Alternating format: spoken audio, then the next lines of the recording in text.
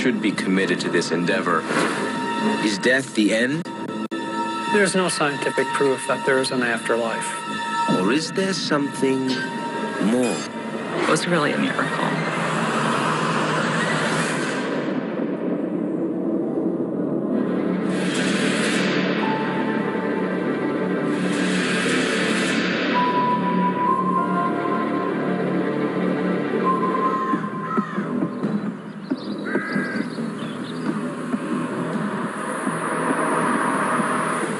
Christina Stein is a 19-year-old on her way to help teach kindergarten.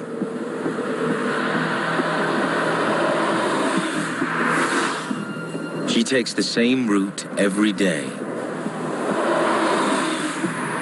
But now she's about to take another journey. One that will bring her face to face with death.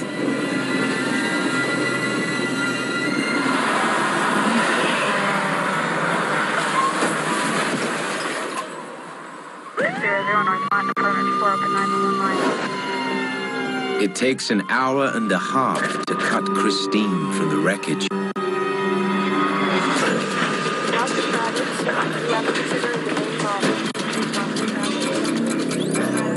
Es war erstaunlich zu sehen, als wir diese Verletzung. It was bad. Her aorta had a huge tear. She was bleeding internally. Eingerissen war und frei nach außen. It really seemed like a miracle that the girl wasn't already dead by the time she got to the hospital. Überhaupt lebend ins Krankenhaus gekommen.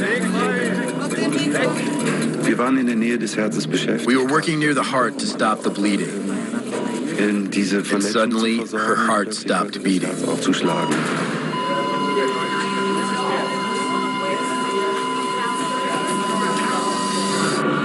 On the other side of the world, in Virginia, USA, the Alexander family is about to face their own crisis.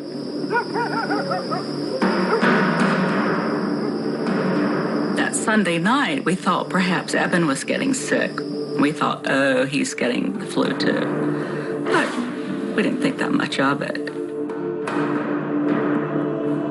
A little bit of cough, but so did the rest of the family. And then that night went to sleep fine. But neurosurgeon Dr. Eben Alexander wakes up with pain far beyond a simple cold. The next time I went back up and I just peeked in to check on him. And he was having a seizure. He was writhing, just really, really agitated and shaking.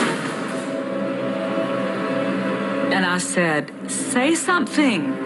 And he couldn't say anything. And so I immediately called 911. They took him in an ambulance over to the hospital. He was so violently agitated at that point. It took 9 people to hold him down, to put in the IVs. Then, Dr. Alexander falls into a deep coma. It was rough.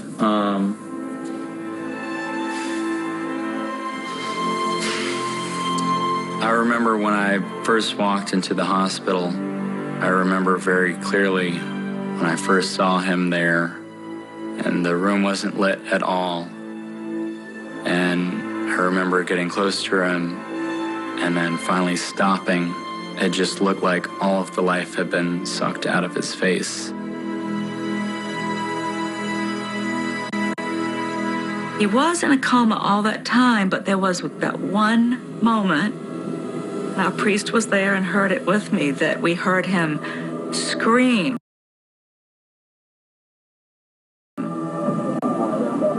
Help me, God, help me. And I said to our priest, he spoke. But those were the last words that he said. Tests reveal Dr. Alexander has a rare antibiotic-resistant strain of bacterial meningitis. Ironically, this disease attacks the brain, his medical specialty. Somebody in that situation really only has about a 1 to 2% chance of survival. But simply surviving won't be enough. One of the doctors said to me, I'm really concerned about his mind. That meant that his body could survive, but he would be a vegetable, that his mind would not be there. And that brought on a bout of tears. Probably that was my worst moment that week. It was just such a mystery because they kept on giving him doses of triple antibiotics and absolutely nothing was responding.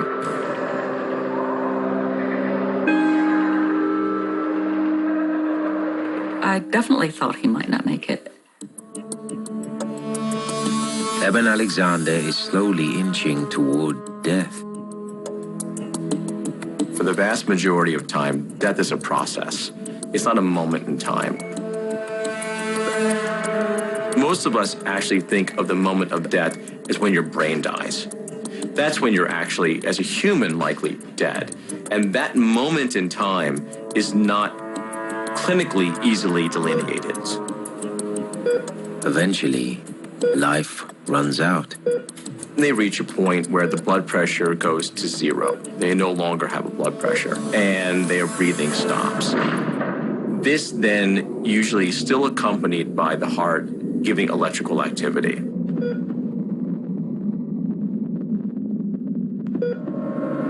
And usually at the very, very end, you'll see a few gasps of last breath. And then you finally flatline. That's when we typically clinically declare someone dead.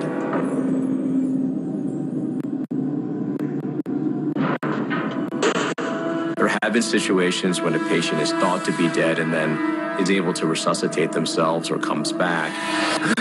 So we're very thoughtful and careful about this process before we declare someone clinically dead.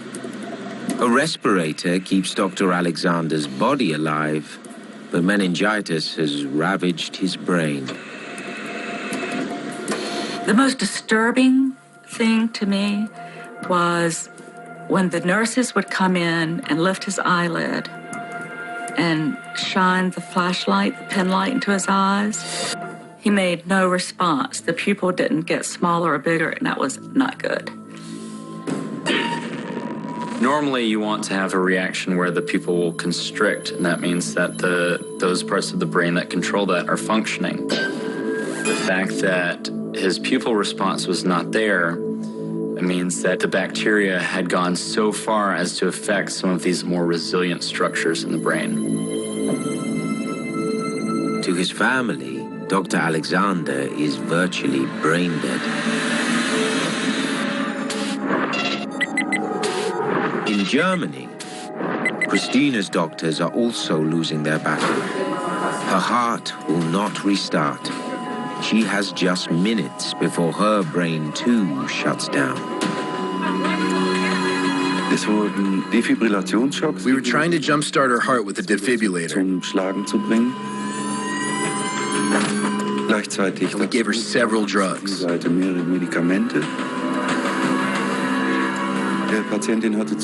patient had lost too much blood. Her organs weren't getting enough. We really didn't think we could save her.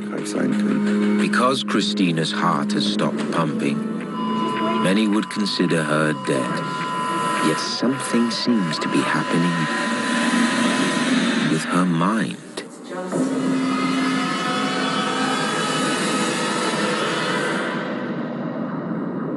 Das nächste, was ich wieder weiß, ist, ja, dass ich wohl unter der Decke... Next thing I know, I was hovering underneath the ceiling of the room. I could see down on myself laying on the operating table. And I saw the surgeons and heard them talking to each other. The scenario was pretty hectic. I realized that this was about life or death. To help understand near-death experiences, some researchers focus on the content of these episodes. A common element that occurs early in near-death experiences is what's called an out-of-body experience. At that time, the person seems to be able to see and hear things going on, but up from the vantage point above their body.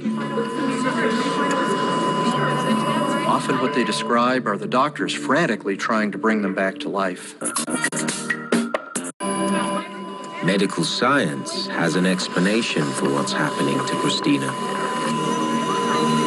A near-death experience to a neurologist is first and foremost a crisis.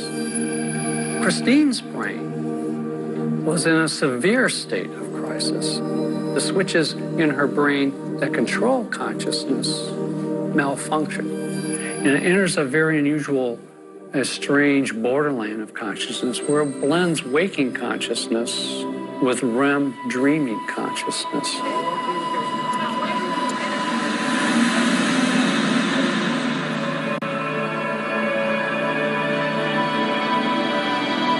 As they leave the body, they begin to traverse this connection. They begin to travel from what this life is to what there would be beyond this life, after this life, outside of this life. I can't exactly describe how I got from floating under the ceiling to this special place that I went to. The whole world I found myself in was engulfed in a very warm, brilliant light. The bright light that so often accompanies near-death experience to a neurologist means that the visual system has been very strongly activated. There are many ways to activate the visual system, and among the strongest is REM consciousness. Christine's awareness of these heavenly realms is classic. Near-death experiencers often describe realms that are beyond earthly in their beauty. They often use the term heavenly realms. It looked similar like Earth, but all the colors were much brighter and friendlier. Absolutely beautiful. And the ground felt like cotton, very soft and warm. I know this because I wasn't wearing any shoes.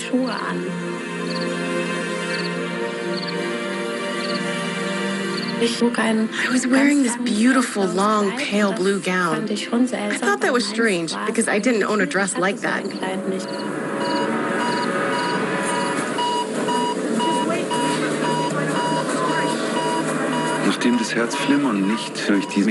We couldn't get her heart going again. Medication and electric shock didn't work. All hell broke loose. We had to switch to manual heart massage.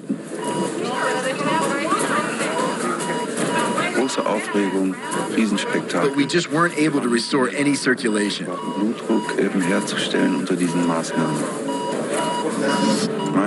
I remember I even begged God to help us because I thought we had no chance to save this young girl.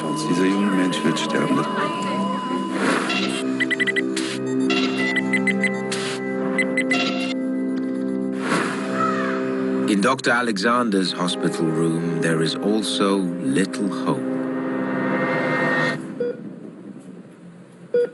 But then,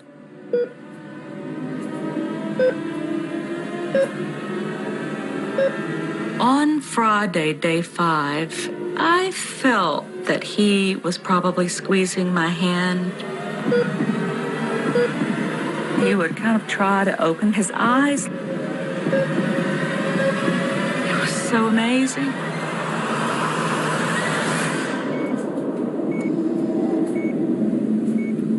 He actually did open his eyes, went to pull the tube out of his mouth, and then he was breathing on his own. The doctors said, there's been some help here other than us.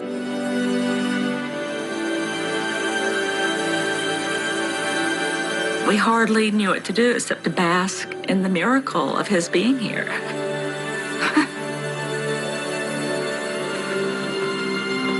But soon, the family realizes that despite the miracle, something seems off. Even from the first few seconds when I was talking with my dad, I could tell that something wasn't right. He almost seemed like a zombie. He wasn't the same person. He didn't have the same amount of life in him that he had before. That was probably one of the scariest points, seeing, all right, now that he's back, is this who he's going to be for the rest of his life? Did it really take a toll that bad on him?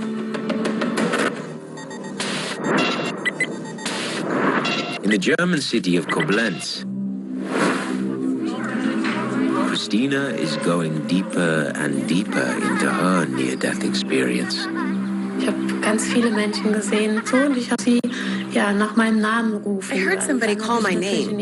I looked into that direction and saw two people coming towards me, and I recognized them, although I didn't really know them. Großeltern erkannt, wobei ich sagen muss, sie waren mir eigentlich They were my grandparents. I had only seen them in pictures because they had both passed away a long time ago. In dem Moment, als sie dann auch meinen Namen sagten und sie auch so aussahen, wie ich sie von Bildern her kannte, war mir klar, das sind meine Großeltern. We have scores of near-death experience accounts that describe meeting someone during the experience that they instantly recognize, and they know it was one of their deceased ancestors or someone who's part of their family. Sometimes it's a deceased ancestor they never even met, someone who died even before they were born. I suddenly realized I was in heaven. I knew it because I had met my dead grandparents, and I had learned as a kid that when people die, they go to heaven. And really, what else could this place be? What kind of thoughts do you expect a person to have when they're facing their death? It seems very natural that they're going to think of loved ones, both living and dead. Very often in these unearthly or heavenly realms, people will interact with other people that appear very much like they knew them during their earthly lives, but with one important difference. Even if the person had been very chronically ill and they died, people in near-death experiences that are encountered are essentially always picture-perfect health. Besides my grandparents, I recognized two more people I knew among the crowd. Both had been sick and passed away, but in heaven, they were healthy. And this goes for everybody I saw. They were happy and beaming, all smiles. So I understood that all dead people are in a very happy place here. Christina's vision of heaven was peaceful. Dr. Alexander says he too went on a journey during his coma, but it was very different from Christina's. I existed in this underground, boiling, muddy, surrounded by dirt and mud.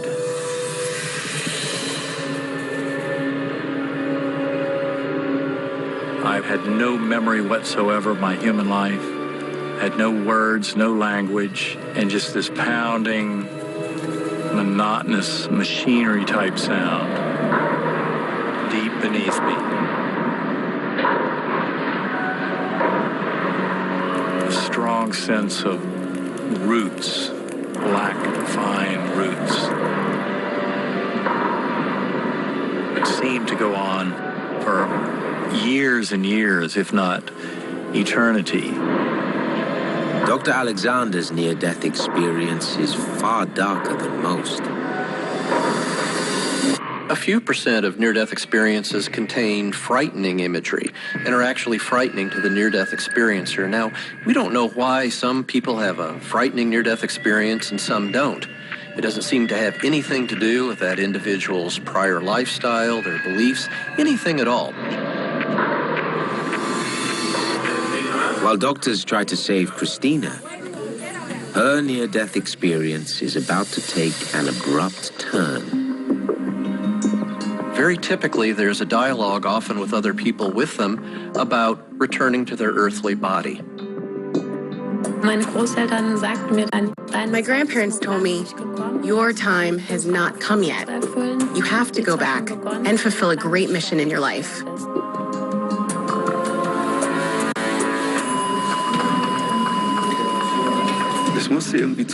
Finally, I was able to apply the clamp above the tear in the aorta. We regained a little bit of blood pressure.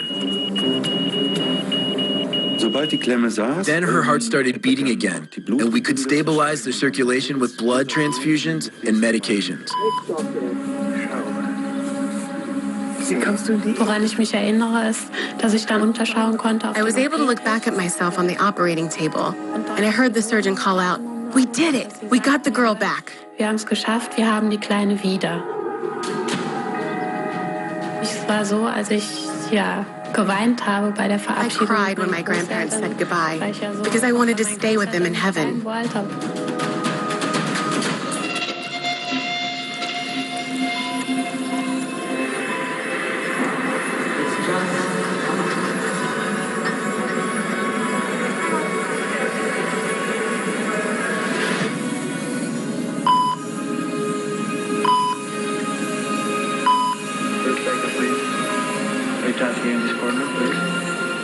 Nach etwa 2 Stunden waren wir mit dem Eingriff eigentlich zu Ende. After about 2 hours, we were finished with the surgery. Ob wir rechtzeitig genug gewesen waren. Christine was stable. Des Kreislaufstillstandes. We had no idea whether we had done it in time or she would end up with brain damage. Das war zu diesem Zeitpunkt noch vollkommen unklar. Ich entsinne mich, dass sie I remember Christine crying during recovery. It is very unusual. Normally you don't have people waking up in tears. Natürlich verwirrt. War auffällig. War sehr auffällig. Christina does recover and claims she has a revelation. Ich weiß, was ich erlebt habe. I know what I experienced, and I know with absolute certainty that I didn't dream it. This was not a dream. My near-death experience really happened.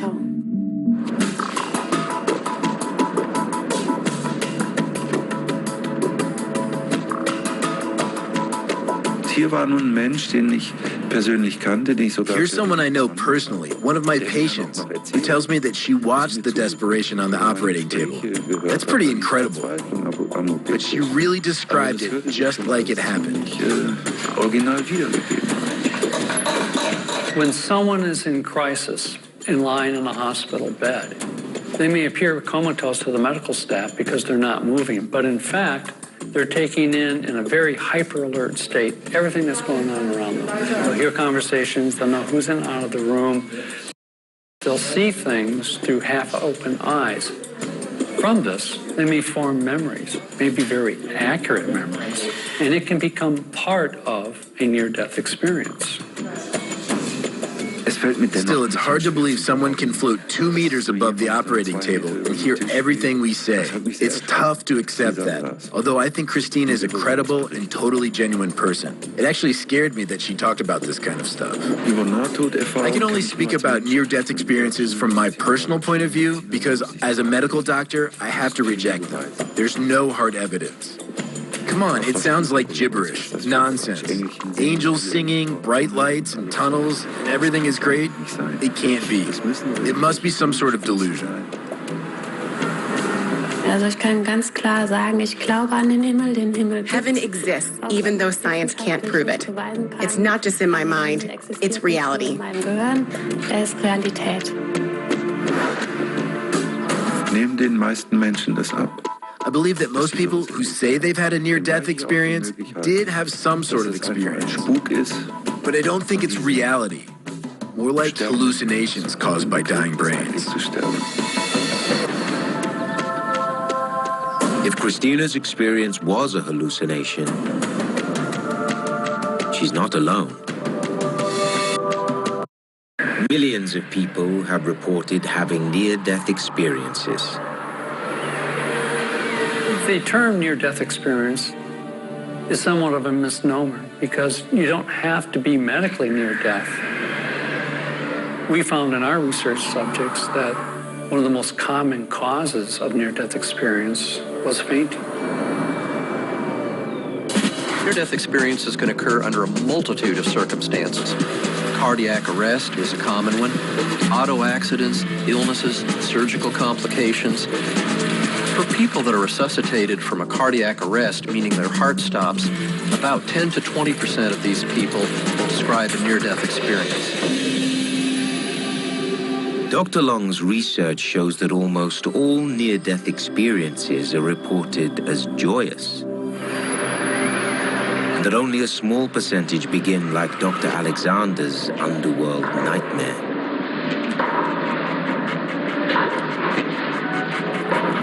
I have no memory of my life. I have no words, no language, no knowledge of humans or this universe. Just this bubbling, foamy, dark underground. Suddenly, Dr. Alexander's experience changes. And then, out of nowhere came this spinning melody of light.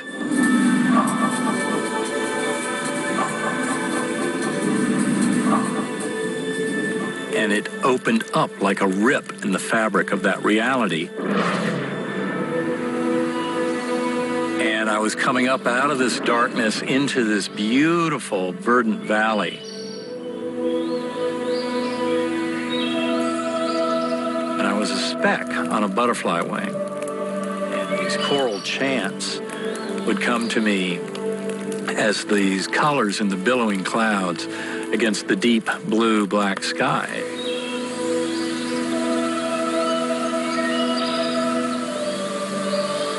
One of the most precious memories was that indescribable comfort of that unconditional love, with the divine presence coming through the entire scene, and this incredible understanding of that. You are here to learn many things, but you're not here to stay. You'll be going back. Many people who have had NDEs come back and they are completely flummoxed by how powerful that love is at its very core. And I think just being able to convey that to this world in meager language that we have to try and describe things. After his coma, he has not necessarily become more religious, but he's definitely become more spiritual. Eben Alexander and Christina Stein nearly died. Their traumatic experiences propelled them into a select group. People who believe they've glimpsed the afterlife. The similarities of the stories are very striking. Undoubtedly, past personal experiences and shared cultural experiences color a near-death experience. We draw upon memories in near-death experience. In fact, that's one of their prominent features.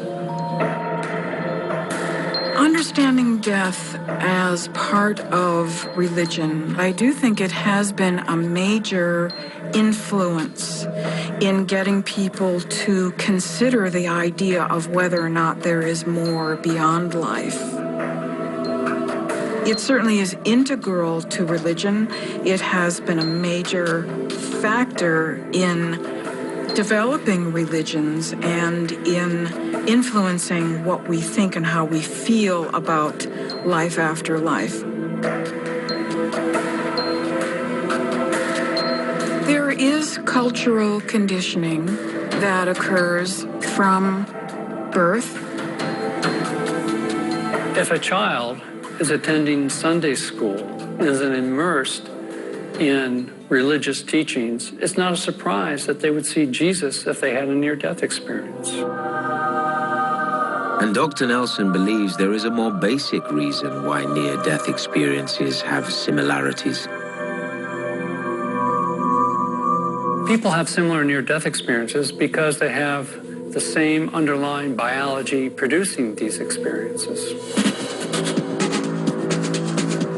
In fact, one researcher may have recorded the brain generating a near-death experience.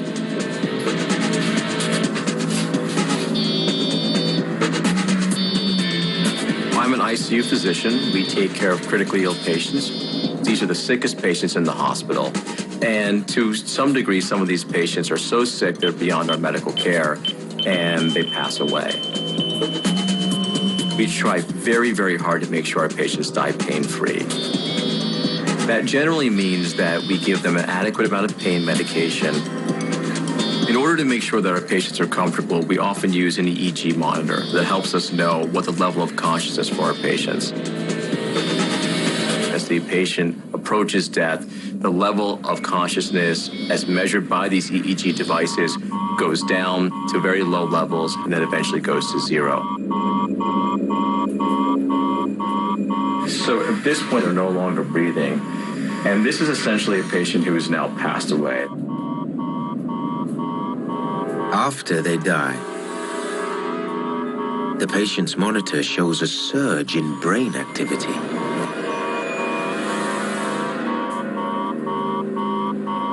The level of spikes that we see are comparable to a person who's wide awake and talking. This spike often lasts 2 to 3 minutes. And I want to impress upon you how amazing this is to be sitting at the bedside, looking at a patient who is effectively dead, who has an EEG monitor at the level of someone who's awake, alert, interacting with you. This is a very striking finding. The reaction from the physicians and the staff and the nurses to this spike was quite variable. Some thought it was quote-unquote spooky and didn't understand what to make of it. The timeline for the spike is that it almost always occurs as the person's blood pressure goes to zero. We have yet to see this occur in a patient who has a normal blood pressure. We speculate that for some patients who are resuscitated and recall this event, that this could form their quote-unquote near-death experiences. I do think some of this research makes them think that there might be an actual physiologic basis for this, and it's not something which they just imagined.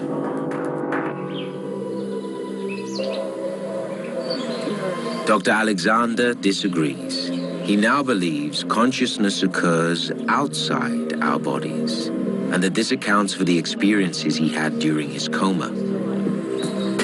I'm an academic neurosurgeon. I spent more than 20 years in neurosurgery at major medical centers. The longer I was in that field, the harder it was for me to see any way that consciousness could exist after the brain and the body died, because I thought that the brain was necessary for supporting consciousness. And then I had a profound near-death experience. And the profound thing was that there was no place in my brain for that to all occur. Dr. Alexander says his meningitis created an accurate simulation of death. The reason that meningitis is such a perfect model for human death is that meningitis attacks the whole outer surface of the brain, the part that makes us human. The top layer of the brain, neocortex, controls thinking and language. These are my CT scans from the third day of my illness. What we're looking at here is that there's pus all over the surface of the brain and going down into these fissures, these little cracks that you can see here. Dr. Alexander is convinced he had conscious thoughts, even when the meningitis shut down his brain. So the meningitis, by wiping out the neocortex, inactivating my entire neocortex over that week, made it impossible for that kind of rich, incredible experience to happen in my brain. It strongly suggests that rich conscious awareness can occur completely independently of the brain. But Dr. Nelson remains skeptical. There's no evidence that experience can exist outside of the brain, and there's no way that Dr. Alexander or anyone else can know when these memories came to him. It could have been during his recovery. In fact, he himself understood that his sense of time was lost. Dr. Alexander and Christina both say that their near-death experiences changed their beliefs. But one woman in Hong Kong says her near-death visions gave her miraculous physical changes. Anita and Danny Moorjani had been married 7 years before their lives changed forever.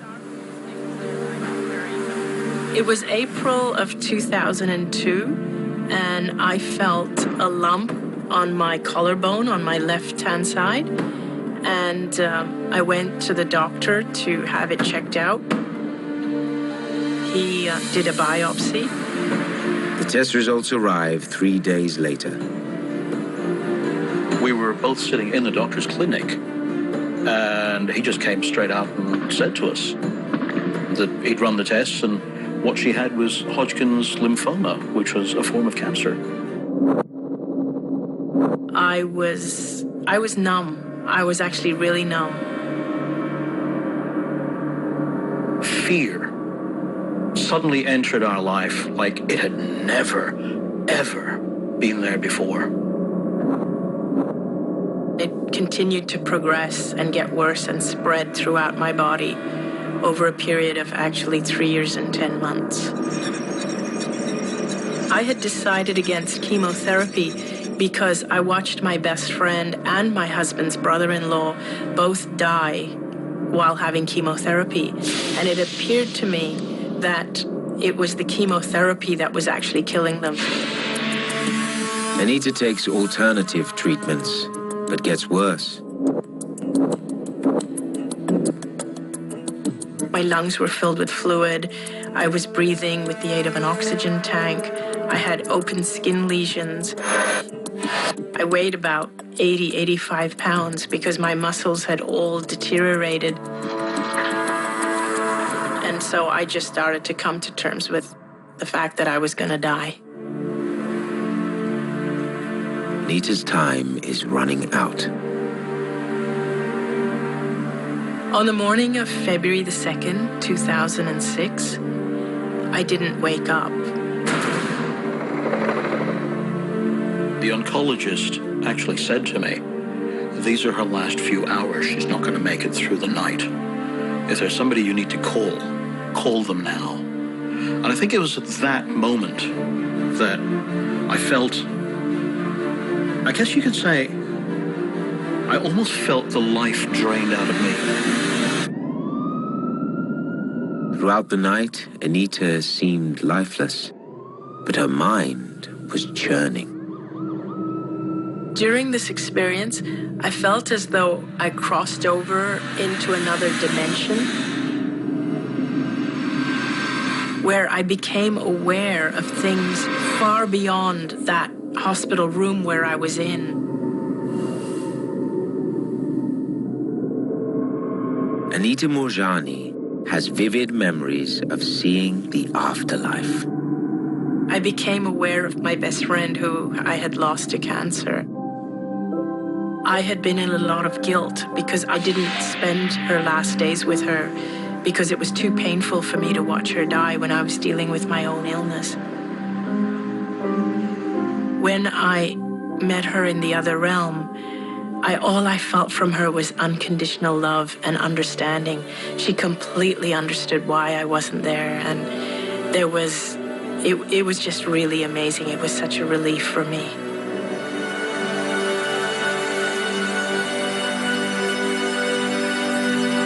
I was given a choice as to whether to come back or whether to go onward into death. At first, I absolutely wanted to go onward into death because this realm was so amazing. It was just so beautiful. And also, I didn't want to come back into a sick body. But then, the next thing that happened was I started to understand that if I chose to come back into my body would heal very quickly. My best friend seemed to say to me, go back and live your life fearlessly. And it was from that point on that I started to open my eyes and come out of the coma. I guess that was one of the happiest moments of my life. I mean, I could feel myself ecstatic, probably the happiest person in the world, the happiest person in the universe. But Anita's body is still riddled with cancer. I kept saying, I'm going to be fine. I know I'm going to be fine. Don't worry about me. My initial reaction at that point was like, yes, dear. And I was thinking, like any medical professional, yes, there's been damage, there's been oxygen deprivation. But Anita's situation takes another unexpected turn. Even though everybody thought that I was in a coma, I didn't realize I was in a coma because I was aware of everything that was going on around me. When the doctor walked in, I recognized him straight off, and he was very surprised because I started to tell him what procedures he had done on me, and he was very, very surprised. He said, "How do you know you were in a coma?" When she started telling us things about that had transpired, I mean, it was pretty quick that I realized that, okay, there's something here that's not quite normal. Not quite normal turns quite miraculous.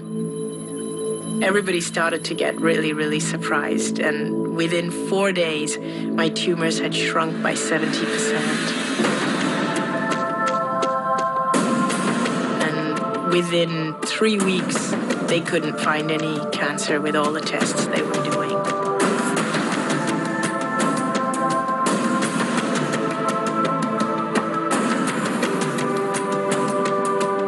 There's some medical literature describing how rare spontaneous regression of malignancy is. Now, that happens perhaps only 1 in 100,000 cases. And by regression, I just mean the cancer gets smaller. For it to completely go away is even much rarer yet.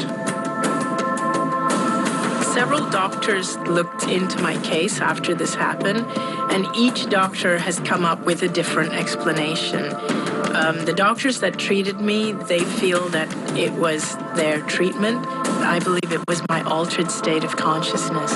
As soon as I realized the truth of who I really am, I knew that I would be healed. Anita has associated two very fortunate things: her near-death experience and her cancer remission. But although she had them together, that doesn't mean that they're related by cause. Anita Moorjani, Christina Stein, and Eben Alexander all came within a breath of dying. They returned to health, convinced they had a glimpse of life after death. It was just absolutely stunning. I really feel that when I talk to people about this, that I'm simply reminding them of something that they know at a very deep level. Life after death defies current scientific reasoning. This topic seems rather esoteric, and there's a lot of anxiety and insecurity surrounding it. But there's absolutely zero science. The belief in proof of heaven is a matter of faith, not a matter of science. Real or not, near-death experiences have real-world effects. Life after our lives has given people hope. We do know, for example, from psychological studies, that people are much more resilient to the slings and arrows that life hands them. Also ich habe jetzt selber gar keine Angst mehr zu sterben. I am no longer afraid of death. That doesn't mean I wouldn't care if I died tomorrow. It's not that. I look forward to dying when I'm old because I know that there will be something else after this life, and I have seen it. And that is a really wonderful and comforting thought for me.